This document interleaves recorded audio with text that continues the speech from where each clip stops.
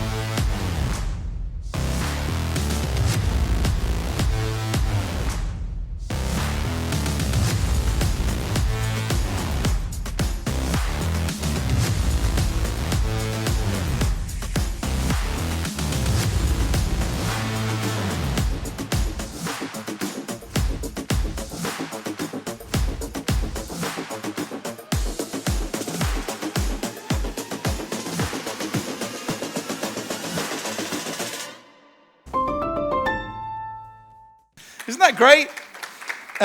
So let's start at the beginning and let's get to meet you first. Iciri, tell us a little bit about yourself. Who are you? Tell us about what you're doing with Mastercard and what you do. Thanks, Jasper, for having me here, and hi, everybody. I am the Regional Director of Sponsorships at Mastercard Asia Pacific, so I oversee our regional and local sponsorship portfolio across the region. And I also am the bridge that connects our global sponsorship assets with our regional portfolio. So that means that I'm basically having conversations with all of our global stakeholders as well, and it includes UEFA Champions League, Riot, of course, the Grammys, Leo Messi, and a couple of other notable names like that. I'm based in Singapore as well, which is our AP headquarters. It's a pretty cool job, and I've promised not to try and sell you anything, right? But Gaming Matters presented by Mastercard would look... Jean, as with the title of Global Head of Business Affairs and Operations, Riot Games Music and Riot Games, that's one of the cooler job descriptions in the world. What do you tell your family you do for a living? It's a good question. My parents are still confused to this day, but the core of it really at the end of the day is that I have oversight over all of our music deal making and our deal making for events. That includes all of our agreements with artists and labels, of course, and publishers. And then on the operational side, deal with basically all of the implementation and operationalizing those deals. And so that's all the fun stuff related to our distribution agreements and things like accounting and reporting, which is not the sexiest thing in the world, but obviously important to making things work and making sure that all of our partners are happy. Fantastic. I mean, the two of you have got awesome jobs. Now, I'm not going to try and sell you anything. Also, I'm in a band, but I won't try and sell you our music to put in your... Maybe. Let's do it. Okay, so what we'd like to do is set the scene. We've had a look at the video and the relationship between Riot and Mastercard. I mean, we want to look at what makes a successful relationship and also what are the pitfalls. When does it go wrong? But also then a little bit more, because you do lots of other things than just work together. So Iciri, let me, when it comes to Riot and as we saw there, you were one of the first sponsors. So why that decision and where did it all start? What's the history of your relationship? It's like marriage guidance counseling, isn't it? Well, it kind of started off with us realizing that we weren't connecting with Gen Zers and millennials through our traditional sports sponsorship assets. And, it was an important audience segment for us to meaningfully engage with to future-proof our business. So we did what we usually do, which is sort of connecting people with their passion points, and esports emerged as the dominant pillar in that exercise. And we also had insights about the esports audience being digitally savvy and very connected to technology and innovation. And then we obviously saw that Riot was the largest operator of live esports events, and were able to offer us assets that blended both live access as well as unique digital goods that were non-esports related, and opened us up to a much wider audience of gamers who were active on LOL, Valorant, and other Riot titles. And so they didn't necessarily have to be esports followers as well. So that was probably the main reason why we sort of like went into this partnership, along with the fact that they also sort of like differentiated themselves by being able to have transactions and purchases directly between their consumers and Riot. So we were able to work with them without any third-party involvement, which was a huge attraction too. When did it all start? 2018. So 6 years. Yep. Fantastic. And I guess, you know, Gene, don't take this the wrong way, but Iciri, what other games and gaming partners are you do you work with? Right. I mean, within our Riot relationship, we also have league sponsorships that we do, one in North America and one in Brazil. But outside of Riot, we have our partnership with G2 Esports, which is a professional team. They have teams across Valorant and League of Legends, along with some other titles as well. We also sponsored the Esports World Cup, which was the biggest global esports festival earlier this year in Riyadh. We sponsor Shox, who is a shoutcaster and really notable household name who's hosted MSIs and LOLs.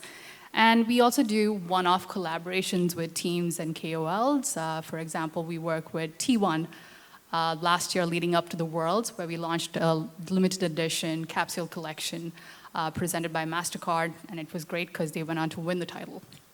So partnerships clearly matter to Mastercard. Gene, where is the relationship today with Mastercard? But then also same to you, and this isn't marriage guidance, but who else? What other partners is Riot working with?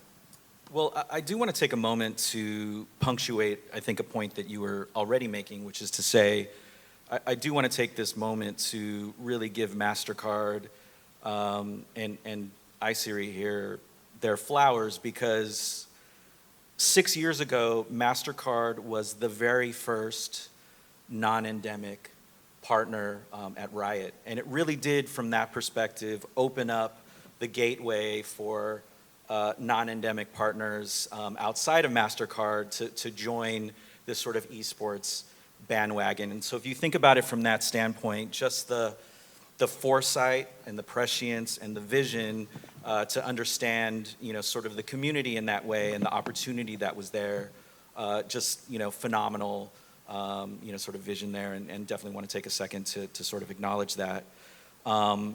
But in terms of just the relationship itself, it's obviously growing. You know, 6 years ago, Mastercard came on for League. And as of last year, they've also sort of extended that partnership onto Valorant. When you say League, you mean League of Legends, League right? of Legends, yes. This is for a lot of people in the room that are not non-gamers, so yes. We will sort of interchangeably use League, LOL, and League of Legends. So apologize for the shorthands. That was me. No, keep going. No, so the partnership is growing, and from that perspective, you know, this year we're just coming off of Valorant Champions, which was in Seoul a couple weeks ago, and Mastercard sponsored the opening ceremony, which was a phenomenal performance from Kiss of Life and Mark Twan from GOT7, along with Madge and Odetari, an artist on Warner. I think what we're seeing now is just that relationship across activations, across experiences that they're bringing to our players and fans, meet and greets with coaches and influencers and things like that. So it's the relationship is really getting deeper and more rich, and you know, from that perspective, just looking forward to where it goes in the next few years.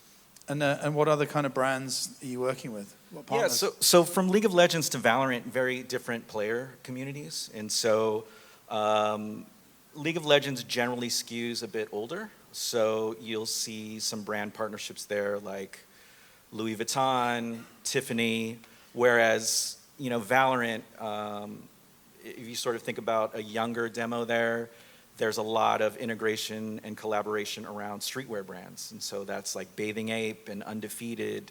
And this year we did a capsule collection with the Hundreds. And then, of course, you've got your stalwart sort of partnerships with more endemic type brands like HP and Red Bull. So I'm going to ask the same question to both of you, but Gene, let's start with you. As the content owner, how do you measure success when it comes to a relationship with someone like Mastercard?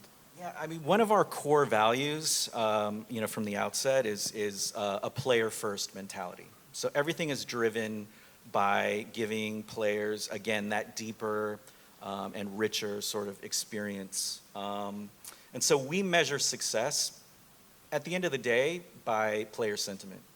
And so to the extent we're providing them with those experiences, and we're getting positive reaction, which we are, we're seeing that, through FanFest and just being in the room when opening ceremony is happening and seeing the sort of the reaction from both the players and the fans that are in attendance, and obviously seeing the data and the view counts from YouTube. All of that is just proof positive that we're doing the right thing.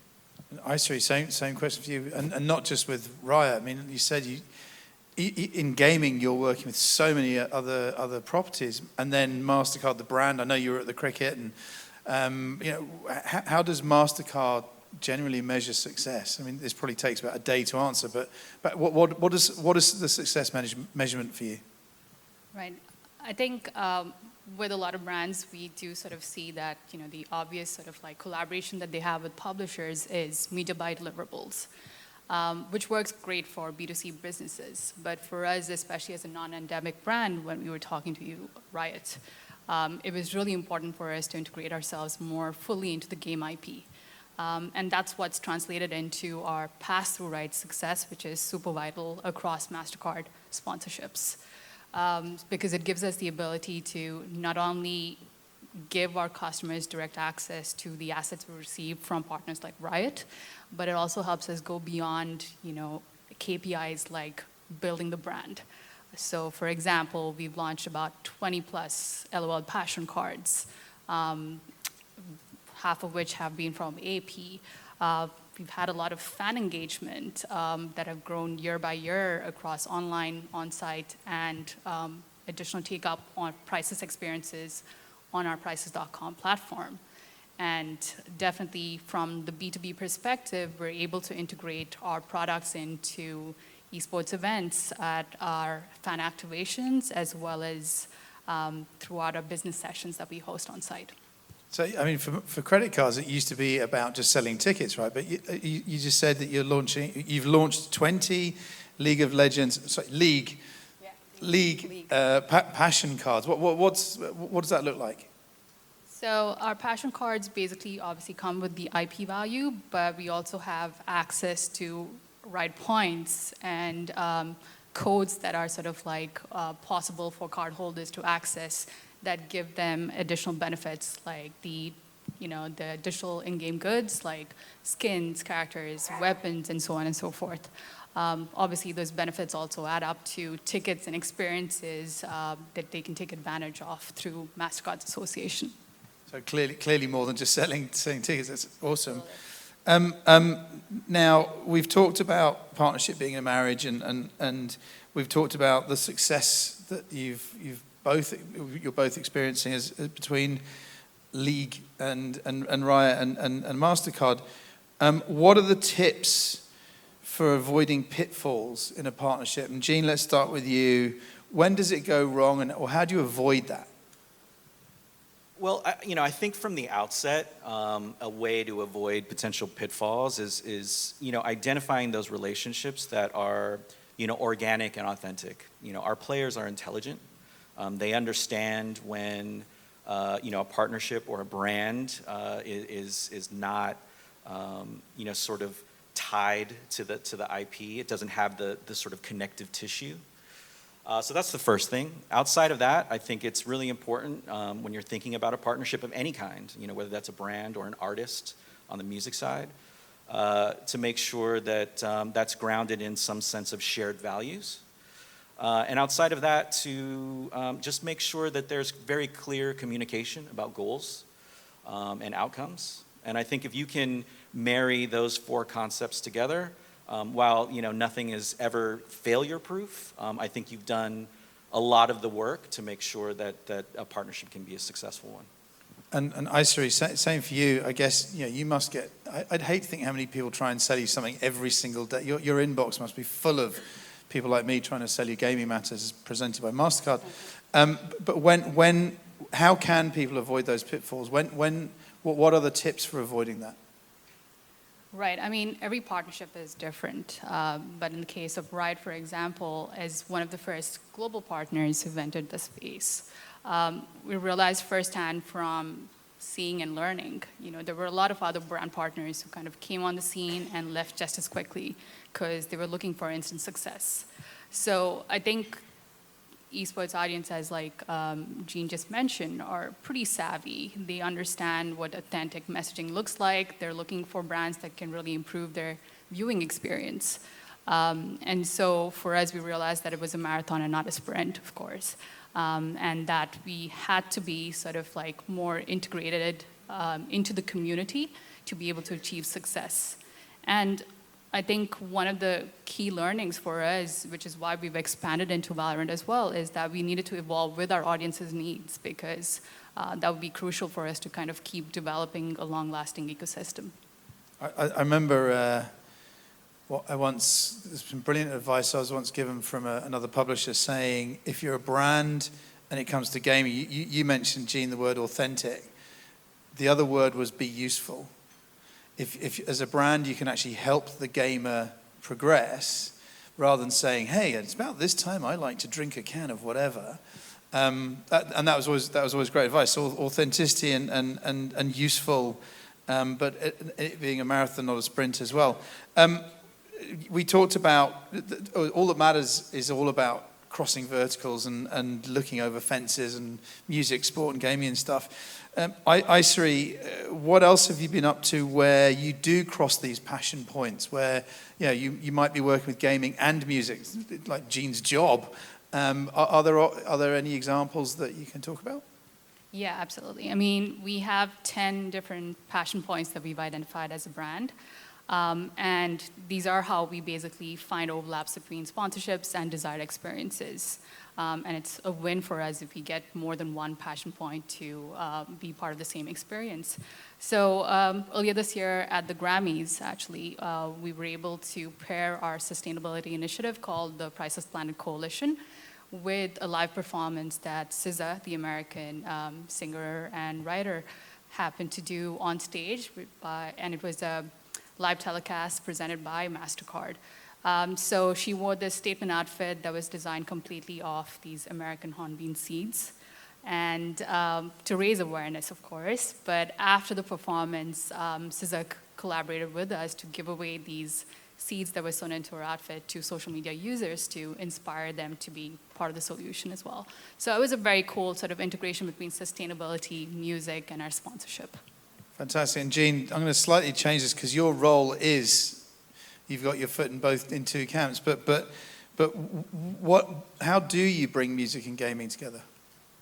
Well, I think what makes Riot really unique from a music perspective is that virtually everything that we do, from World's anthems to our Champion, our Agent anthems, and even the music that we've done for Arcane, which is our Netflix animated series, it's almost entirely bespoke, right? So, the general model is from a sync licensing standpoint to basically, try to find, the perfect song from what's generally available. We take a different approach, which is to go out into the artist community, find, again, those authentic connections, generally, artists that play the games. For instance, Imagine Dragons, who did the theme song for Arcane, they talk a lot about finishing League of Legends games before they go on stage, Eric DOA, who was an artist that did the agent theme for Gecko, he's a player himself. And we find that when we work with artists that have that connection to the games, they just approach things with a different level of enthusiasm and investment. And we find that that connection comes through to the music itself. So largely what we do is about finding those artists that have that kind of resonance with the games. And that's always our North Star. Fantastic. Well, hopefully there's a queue of people wanting to meet you to talk about music at All That Matters. What does the future, we're coming to the end, but what does the future look like for the pair of you? And Iciri, maybe you can talk a little bit more how you're looking to grow this relationship. And there's some pretty cool stuff on the horizon, right? Yep, absolutely. I think part of the evolution with our relationship with Riot, one of these initiatives that we're super proud of, and we launched in the past year, is our Mastercard Gamer Academy that we've launched in collaboration with G2 Esports and Riot, of course. It's a first of its kind development program that offers 10 gamers the opportunity to basically receive additional contacts and skills and mentorship from a stakeholder panel of like who's. And yeah, basically it gives them all of the accesses that they wouldn't have otherwise to pursue a professional career in esports.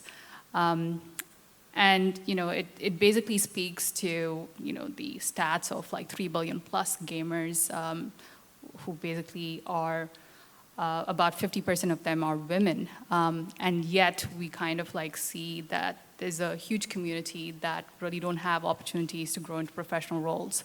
So this program was meant to foster inclusivity within gaming and help reach out to an underrepresented sort of community of gamers. Fantastic. Well, we are pretty much up for time, but what's up next quickly for Riot, and then what's up next for Mastercard? Sure. Well, I think in the very near future, we've got Worlds coming up, so League of Legends Worlds, which is in London this year at O2. The opening ceremony is actually presented by Mastercard, and we have an announcement coming very soon about the World's Anthem, which is, we were actually just talking about it. We're incredibly excited about this collaboration. Super cool. It's incredibly cool, and can't wait to share that news. And so it'll happen. You can share it now. There's just between friends. We'll just keep it quiet, right? And then outside of that, just really quickly, we're about to find ourselves with the final season of Arcane, which is coming out on Netflix in November. And again, all of those cues were completely bespoke. And so from that standpoint, there's really never been a more perfect marriage of sound and picture in that way. And excited to see how that ends and to share that with the world. Final word. What's up next for Mastercard? Right, we have the Worlds around the corner too, and I'm very excited about that announcement. But aside from that, we're into Australian Open planning for next year. We have our Tokyo Marathon partnership that was announced just today. And we also have our McLaren sponsorship that kicks off into activation in Vegas later this year. Fantastic. Well, we are up for time. We had a brilliant conversation here. We talked a lot about a partnership and how to create a successful partnership and how to avoid the pitfalls. We talked about fan engagement. We talked that it's more than selling tickets. We talked about authenticity, integrating into the story and being useful. It's a marathon, not a sprint. And ladies and gentlemen, clearly partnerships do matter. So Iciri and Jean, thank you so much for joining us at Gaming Matters, presented by Mastercard 2025. Thank you so much. Thank you.